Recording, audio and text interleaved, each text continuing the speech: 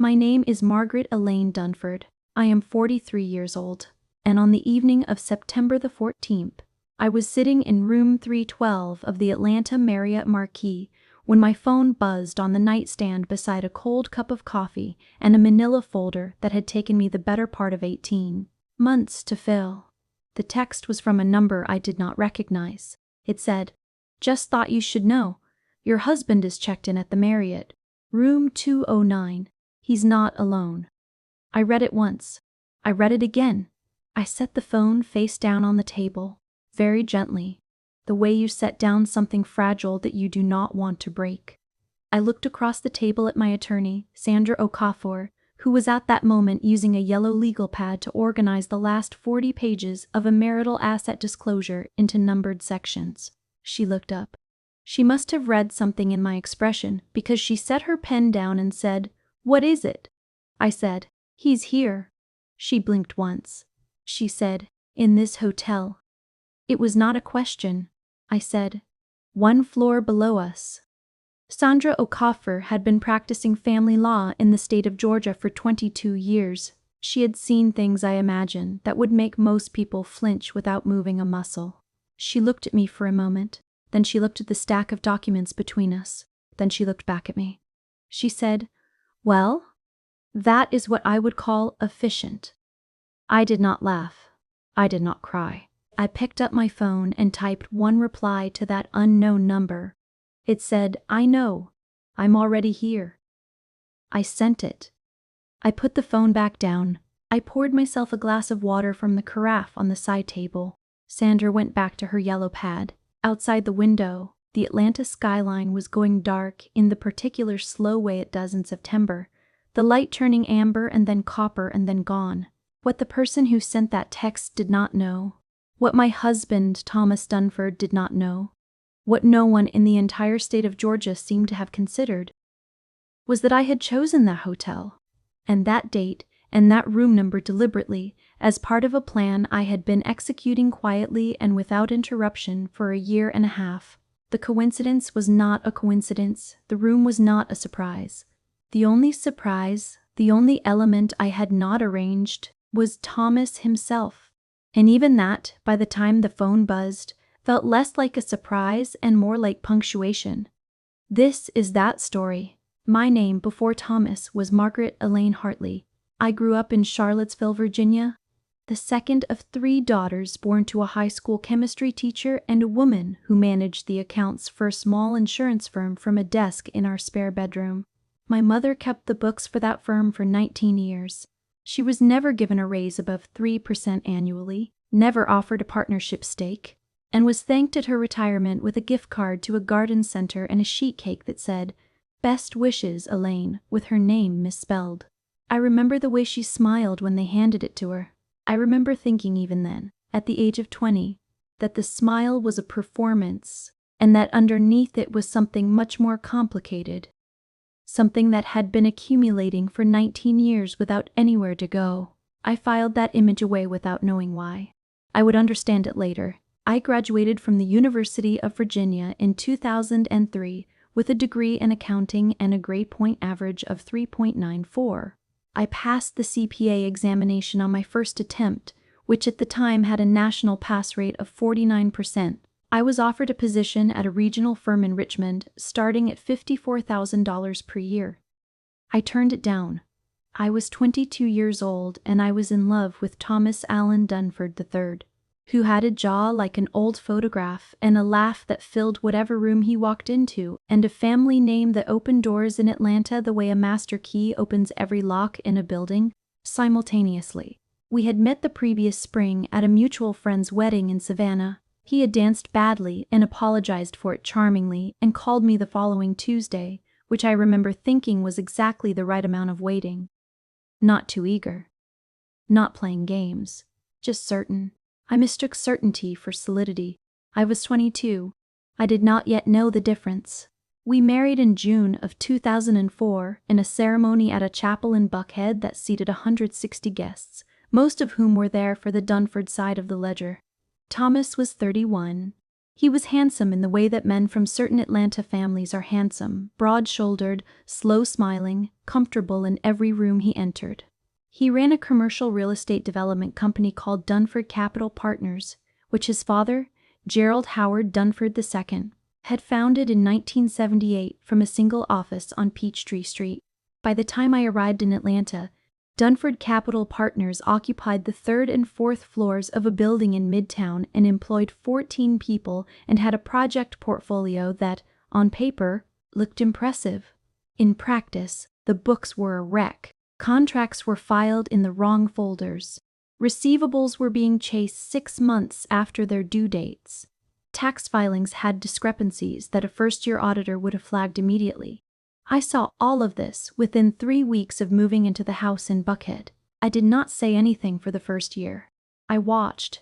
I learned the business. I learned the people. In the second year, I started quietly correcting things, not announcing the corrections, just making them, the way you might straighten a picture on a wall without drawing attention to the fact that it was crooked. By our 4th anniversary, I was managing the company's accounts receivable, overseeing vendor payments, renegotiating 3 supplier contracts that had been auto-renewing at above-market rates for years, and maintaining a filing system so organized that Thomas once told a business contact, with what I can only describe as cheerful obliviousness, that his company ran itself. I saved Dunford Capital Partners $41,320 in avoidable penalties and late fees in a single fiscal year by doing nothing more extraordinary than paying things on time and reading the fine print. Thomas told his colleagues I helped out with some bookkeeping. His father, Gerald, told guests at a dinner party that Thomas had a good woman keeping things tidy at home. His mother, Patricia Ann Dunford, a woman of genuine warmth and deeply held traditional convictions, told her friends at the Piedmont Driving Club that I was so good at keeping Thomas organized. No one, in those first years, used the word that actually applied, essential. No one used the words that came after that, uncompensated, uncredited, invisible. I want to be precise about when I began to notice the pattern fully, because the story I am about to tell you requires precision. It was not a single dramatic moment. It was a series of specific, particular moments that accumulated the way water gathers in a low place, slowly, incrementally, and then all at once in a way that surprises no one who was paying attention. The first moment I can name precisely happened in the spring, 7 years before the hotel room, at a dinner at Gerald and Patricia's house in Vinings. It was a Sunday, and the azaleas were blooming in Patricia's front garden in that aggressive Atlanta way they have in April. And there were 14 of us around the dining room table, including Thomas's younger brother Derek, who sold commercial insurance, and Derek's wife Sheila, who managed a pharmaceutical sales territory in North Georgia and spoke about her quarterly numbers the way some people speak about their children, with naked, specific, unapologetic pride. I had spent the 6 weeks preceding that dinner untangling a contract dispute between Dunford Capital and a subcontractor on a development in Cobb County, a dispute that, unresolved, would have cost the company $112,000 in penalties and delayed a project by 4 months. I had resolved it for $11,000 and a revised scope of work that I had drafted myself at the kitchen table while Thomas was at a Braves game. At the dinner table, Gerald stood up and raised his glass and said, with the warm rumbling authority of a man who has never once doubted his own centrality to any story, to the Dunford men, who built this family's legacy and will continue to build it. He looked at Thomas. He looked at Derek. He looked briefly at his own reflection in the dark glass of the window behind me. He did not look at me. He sat back down. Everyone drank. I held my glass and I counted the seconds between the end of the toast and the moment Thomas caught my eye across the table.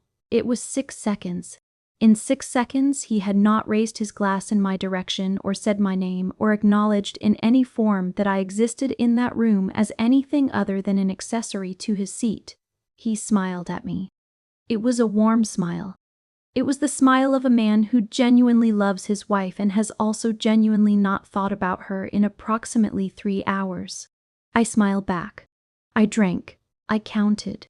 The second moment was more intimate and therefore cut more precisely. It was the night of our 15th wedding anniversary. Thomas had made a reservation at Bacchanalia on West Paces Ferry Road, which had been our favorite restaurant in the early years before life arranged itself entirely around school pickup schedules and quarterly filings and the thousand small obligations of a family that is functioning without examining whether it is flourishing. I had bought a dress specifically for the evening, navy silk, the kind of dress that requires a deliberate decision to wear. We were seated at a corner table. The restaurant was full and warm and candlelit. Thomas ordered a bottle of wine he had been thinking about for months. He was in a good mood. About 20 minutes into the meal, while looking at the menu, he said, casually, in the voice of a man making conversation rather than an announcement, "I've been thinking about bringing on a financial director. Someone who can really take the business where it needs to go in the next 5 years." I set my menu down. I looked at him. I said, "Thomas, I have been your financial director for 11 years. He looked up then. He had the expression of a person who has just said something they did not realize was going to land the way it landed. He smiled, that slow, warm, disarming smile, and said, "You're my wife, Maggie. It's different." I picked my menu back up. I ordered the duck confit. I did not say another word about it that night. I finished my wine. I was gracious over dessert. I drove home. I got into bed, and I lay there in the dark, thinking about my mother's retirement cake and the misspelling of her name. And I thought, I have been looking at this wrong. I have been waiting to be seen by someone who has made a habit of not looking. That is not a waiting problem. That is a building problem. And I have always been better at building than at waiting. The third moment, the one that converted a thought into a plan, happened on a Tuesday in October, 2 years before the hotel room. I had stayed late at the Dunford Capital office on a project that Thomas had been circling for almost a year, a mixed-use development in Midtown on a parcel that had been vacant since a previous project fell through in 2008. The opportunity was real, but the complexity was significant. The parcel had historic preservation restrictions that limited exterior modifications. There were 2 separate zoning variances required. There were 3 different lender relationships that needed to be managed simultaneously without any of the 3 lenders becoming aware of the other's involvement in a way that would trigger cross-collateralization concerns. I had spent 63 hours across 4 weeks building the financial model. I had stress-tested it at 7 different interest rate scenarios. I had identified the optimal financing structure and drafted an executive summary that laid it out in language clear enough that any investor with basic financial literacy could follow it. At 7:47 in the evening, I emailed the complete package to Thomas with a note that said, "Full model and summary attached. Let me know if you have questions." I drove home. I made dinner. I helped our son Cooper with his homework. I went to bed. The following Thursday, Thomas presented that project to a group of investors at the Capital City Club. I was not invited to the presentation. I found out about it not from Thomas, but from Derek, who mentioned it in passing at a Sunday family dinner the following week, clearly under the assumption that I already knew. The presentation had used my financial model, my projections, my financing structure, and my executive summary. The investors, 6 of them representing a combined capital pool of somewhere north of $30 million, committed $4.6 million to the project that day. Thomas came home from the presentation in an excellent mood and told me it had gone well. He said the investors loved the concept. He said the numbers had really landed. He did not say, "My wife built those numbers." He did not say, "I could not have walked into that room without what she gave me." He said the numbers had landed in the passive voice, as if the numbers had arrived from somewhere general and undirected, like weather. I set a plate in front of him. I sat down at the table. I watched him eat, and I thought, 11 years. I have been giving this man the engine, the fuel, the map, and the keys, and watching him describe the drive. I am finished doing that. I want to be very clear about what I decided in October. I did not decide to be angry. Anger is reactive, and reactive things are rarely precise, and I have always been a precise person. What I felt was something quieter and more durable than anger. It was the particular clarity that arrives when you finally see a situation exactly as it is, without the distortions of hope or habit. I saw that I had spent 11 years subordinating my professional identity so completely that I had nearly erased it. I saw that the company I had helped build, the projects I had modeled, the penalties I had prevented, the contracts I had renegotiated, none of it existed in any official record with my name attached. I saw that if I left that marriage tomorrow, I would leave with nothing that the outside world could see as mine. And I decided, sitting at that dinner table watching Thomas eat the meal I had cooked with the good mood he had earned using the work I had done, that I was going to change that, not loudly, not dramatically, not in a way that warned anyone that anything was changing. I was going to build something of my own, in the hours that Thomas spent not noticing me, and I was going to keep building until it was undeniable, until it had a name and a value, and a paper trail and a professional existence that existed completely independent of the Dunford name. The first call I made was to Sandra O'Coffer. I had met Sandra at a fundraising gala for the Atlanta Legal Aid Society 3 years earlier and had kept her card in the back of my wallet without being able to explain precisely why. I made an appointment under my maiden name, which felt strange and then immediately correct. Like switching back to your dominant hand after months of compensating for an injury. I met Sandra at her office in Buckhead on a Wednesday morning while Thomas was at a project meeting and the children were at school. I told her everything. I told her about the financial modeling, the vendor contracts, the penalty savings, the tax filings. I told her about the investor presentation. I told her about the anniversary dinner. I told her about the toast. Sandra listened without taking a note. At the end, she sat quietly for a moment and then said, "You have been functioning as an uncompensated senior financial professional for this company for 11 years. The question is how we document and quantify that contribution." I said, "I have been keeping records since 2012. She looked at me then with an expression I would come to recognize over the following months. The expression of a lawyer who has just realized that her client has already done half the work. She said, "Show me." I opened the folder I had brought with me. I passed it across her desk. She spent 11 minutes reading it in silence. Then she said, "We should meet again next week." The second call I made on the following Monday was to Lois Pemberton. Lois had been my supervisor during a summer internship at a CPA firm in Charlottesville the summer before my senior year of college. She was now 61 years old, semi-retired, and running a small accounting and business advisory practice in Decatur that she had built from scratch after leaving a larger firm 15 years ago.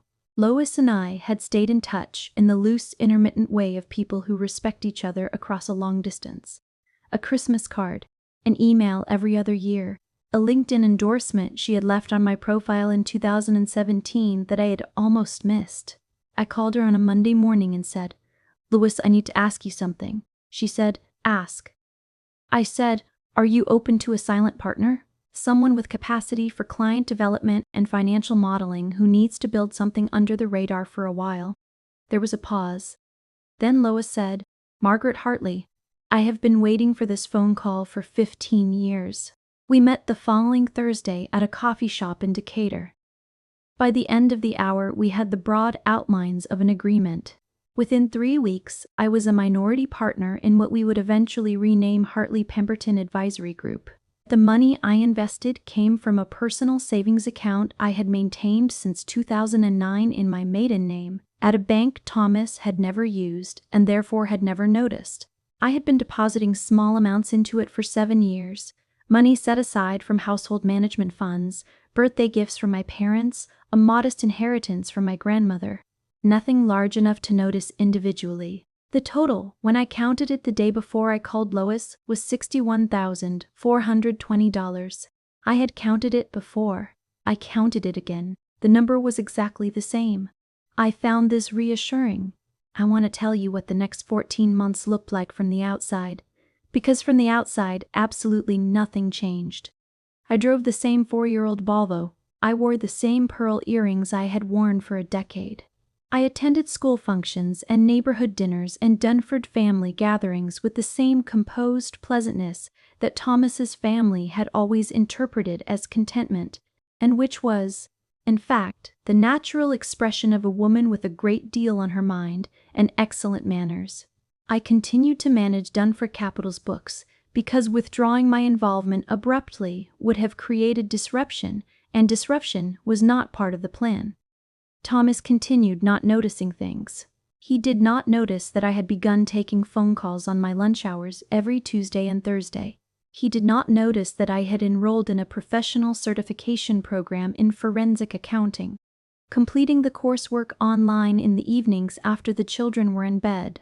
He did not notice that I had also completed a business valuation certification, which I needed for reasons that would become clear later. He did not notice any of this because he had, at some point in the previous decade, stopped actively observing the person who sat across from him at dinner every night, and I had, at some point in the previous 18 months, stopped minding. In January, 8 months after my first meeting with Sandra, Lois and I brought on the firm's second significant client, a commercial landscaping company in Roswell that needed quarterly account management and tax preparation. I managed their books remotely, working from the kitchen table on weekend mornings while Thomas slept in and Cooper watched football highlights on his phone at the breakfast bar. It felt strange and also entirely natural, like remembering that you are fluent in a language you had stopped speaking. In March, something happened that I had not anticipated.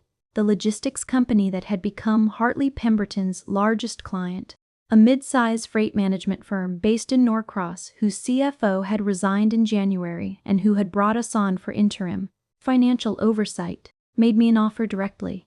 Their board had been watching me work for 3 months. They offered me the interim chief financial officer role on a salary basis, $140,000 per year, with benefits and a performance-linked equity component.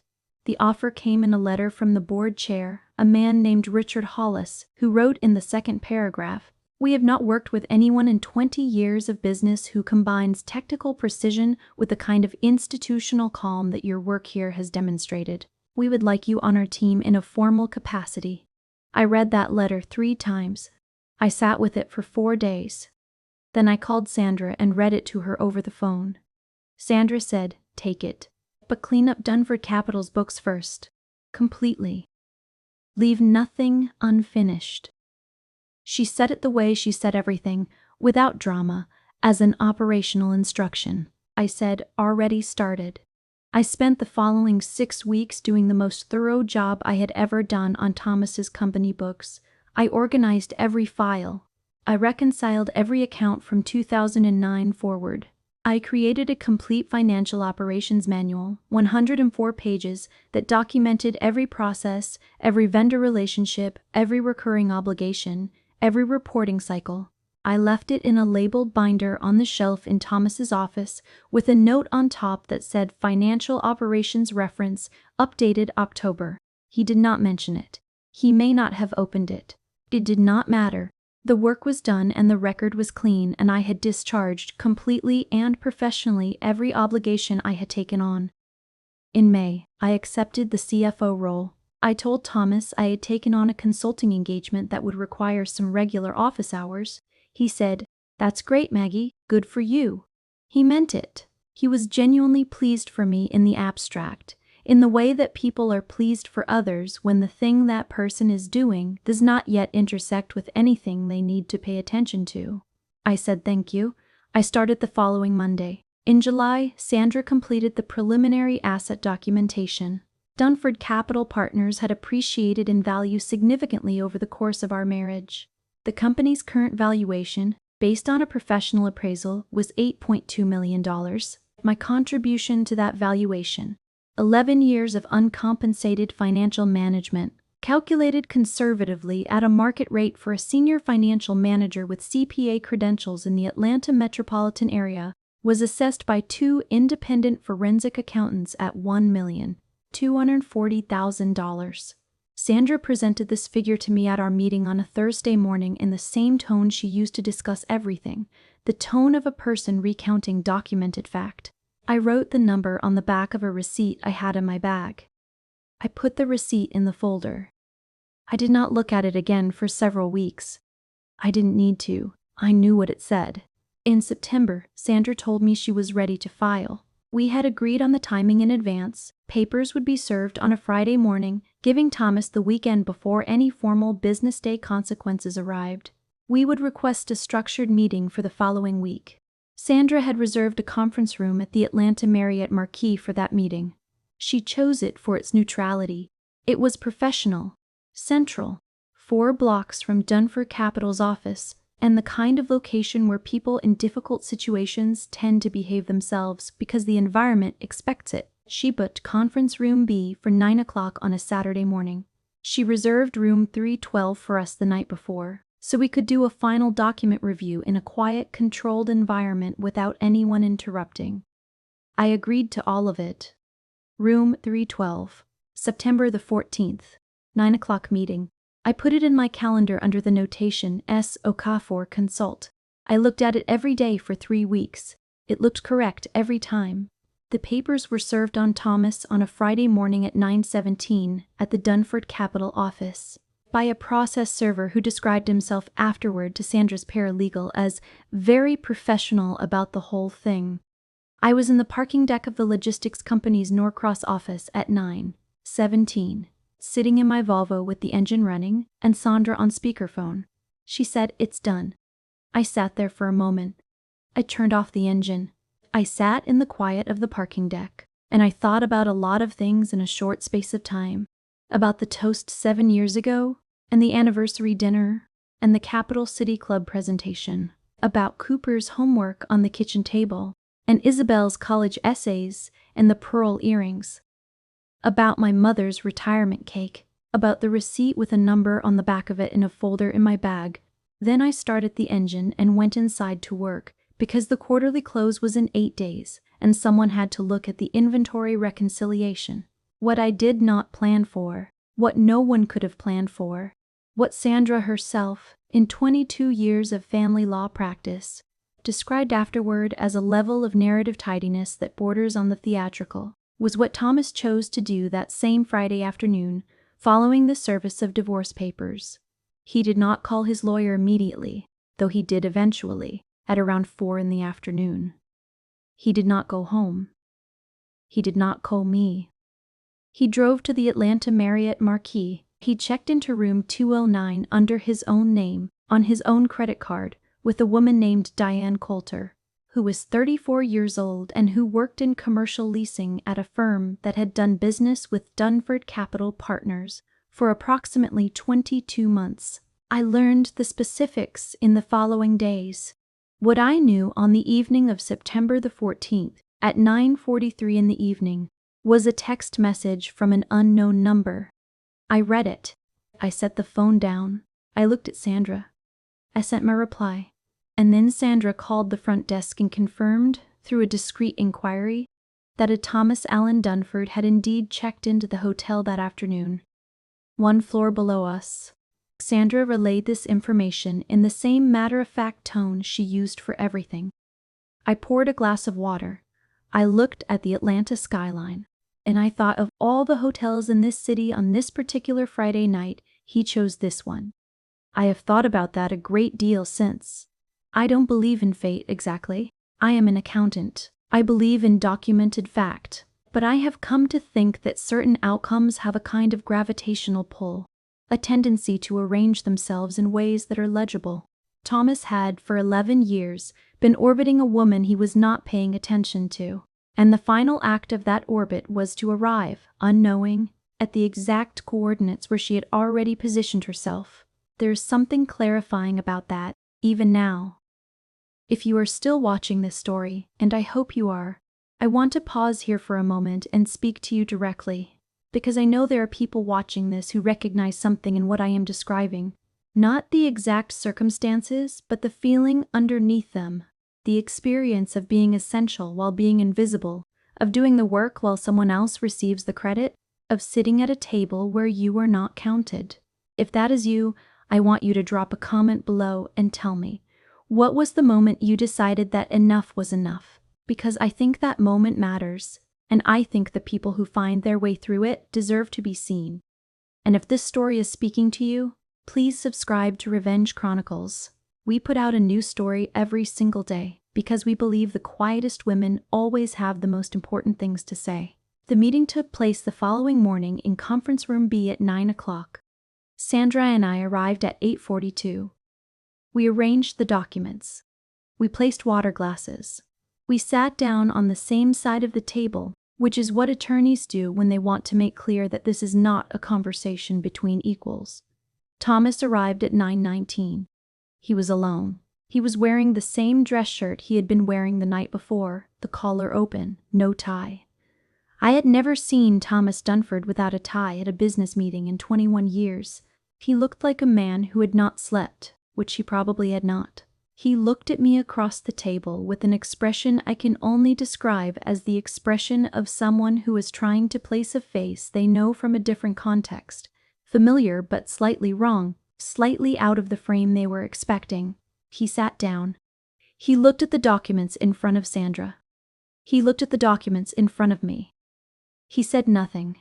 His attorney, Bradley Everett, arrived at 9:24.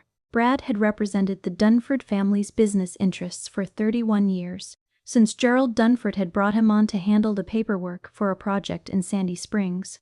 He was 63 years old and had the measured energy of a man who had seen many things and been surprised by very few of them. He sat down next to Thomas, placed his briefcase on the table, opened it, and began to set out his own documents. Then he looked at Sandra's stack. He looked at it for what I would estimate was 15 seconds, a long time, in that room, in that silence. He picked up the top document and began to read. Sandra opened the meeting at 9:27. She presented the documents in order, methodically, without drama. She presented the forensic accounting analysis of my 11-year contribution to Dunford Capital Partners. She presented the valuation methodology. She presented the figure $1,240,000 and the credentials of the two independent forensic accountants who had arrived at it. She presented the Hartley-Pemberton Advisory Group Partnership Agreement, filed 18 months prior. She presented my current employment letter from the logistics company, including the salary, the benefits, and the equity component. She presented the financial operations manual I had prepared for Dunford Capital, with its filing date noted, establishing the clean handoff. She presented everything in order, in the tone of a person for whom every word was already on the record. Thomas said nothing for the first 11 minutes. Brad Everett asked 2 clarifying questions, both of which Sandra answered precisely and without elaboration. Then Thomas said, at 9:53 by the clock on the conference room wall, Maggie. His voice was quiet. It was not the voice of a man preparing an argument. It was the voice of a man who has just understood something. He said, you were doing all of this for 18 months? I said, yes. He said, and before that, for 11 years. I said, yes. He sat back in his chair. He put his hand over his mouth. He looked at the ceiling for a moment. Brad put a hand on his arm and said something quietly that I did not hear. Thomas looked back at me. He said, I didn't know, Maggie. I said, I know you didn't, Thomas. He said, I should have. I said, yes, you should have. That was the complete conversation. It lasted 50 seconds. It was the most truthful exchange we had in at least 8 years, and it contained everything that needed to be said. And after it was finished, Sandra turned to Brad and said, shall we discuss terms? And Brad said, let me request a brief recess, and they went into the hallway. Sandra and I sat alone in conference room B for 14 minutes. She poured herself a second cup of coffee. I looked out the window at the Saturday morning traffic on Peachtree Street, which was light. I thought about what I wanted for lunch. Sandra said without looking up from her notes, you know, in 22 years of practice, I have never had the opposing party's husband spontaneously check in to the same hotel as the divorce documentation meeting. I said, I didn't plan that part. She said, I know. That's what makes it so complete. When Thomas and Brad came back, Thomas's collar was still open and his face had traveled through several different expressions and arrived at something I had not seen on him before, something that looked, from a distance, like the beginning of genuine comprehension. He looked at me and he didn't say anything for a moment. Then Brad sat down and said, "We'd like to review the forensic accounting in detail." And Sandra said, "Of course." And the meeting continued for another 2 hours and 40 minutes. And by the end of it, certain things had been established and certain frameworks had been agreed upon, and the rest took 4 months to finalize. But the fundamental architecture of the outcome was settled in that room, in that hotel, on that September morning, with the city going quiet outside the window and a folder of documents that had taken me 18 months to build, sitting on the table between us. The settlement, when it was finalized in January, reflected the full accounting of what I had contributed, not only to Thomas's company, but to his household, to his children's upbringing, to the 18 years of infrastructure that had allowed him to move through the world as a man who appeared organized and capable and complete. I left Buckhead in January with the things that were mine, which turned out to be more than I had expected and less than I had feared, and I moved into a 2-bedroom apartment in Decatur that had large windows and a small balcony and a kitchen with gas burners, which I had always wanted. I bought a set of dishes from a kitchen store on my way to meet the movers. I chose them without consulting anyone. They were cream-colored, with a thin terracotta rim. I carried them inside myself. Cooper came for dinner the first Friday. He sat at my new kitchen table and ate pasta and asked me, with the directness of a 15-year-old who has decided to skip the performance of comfort, "Are you okay, Mom?" I said, "I'm more okay than I've been in a long time." He thought about that. He said, "Okay." He ate more pasta. That was enough. Isabel called from her college campus in Chapel Hill that same evening and she said, "Mom, I'm proud of you." I was sitting on the kitchen floor with my back against the cabinets because I hadn't bought a sofa yet, and I said, "That means more to me than you know, sweetheart." She said, "I know it does." We talked for an hour about things that had nothing to do with any of this, and by the end of the call I felt something I want to describe carefully, because I think precision matters here, not relief, exactly, though there was some of that, not triumph, which I had not been looking for. What I felt was recognition. The particular feeling of being correctly seen by someone who had been watching all along. The partnership with Lois has grown. We brought on 2 additional staff members in March and a 3rd in June, and our current client roster is something I would have called aspirational 18 months ago, and now call a Tuesday. The interim CFO role became permanent in April. I have a business card that says, Margaret Hartley, Chief Financial Officer, and I kept one in my wallet for 3 weeks before I stopped being surprised every time I looked at it. I have my own office with a window and a whiteboard and a standing desk and a view of a tree that I particularly like in the afternoon light. These are small things. They are also not small things. Thomas has been civil since the settlement, which I appreciate and which costs neither of us anything. He sent the children thoughtful birthday gifts. He called me in February to tell me he had hired a financial director at Dunford Capital, a woman named Renata, credentialed, experienced, properly salaried. He said she was very good. There was a pause, and then he said, "She's not you, Maggie." I said, "No, she's not." I said it without weight, without scorekeeping, without the particular satisfaction of a person who needed to hear it said. It was simply true, and the truth, by then, was documented, settled, signed, and filed, and needed no further commentary from me. I have thought a great deal about what I would say to the woman I was in October, the one sitting at the dinner table watching Thomas eat with the quiet clarity that had just arrived and was not going to leave. I think I would say the clarity is correct. Trust it. The distance between the thought and the outcome is measured not in courage, which is a word people use when they want to make things sound more dramatic than they are, but in patience and method. You already have both. You have been using them for years on behalf of someone else. Use them now on behalf of yourself. I would also say, the invisibility is not what it appears to be. The invisibility is an asset.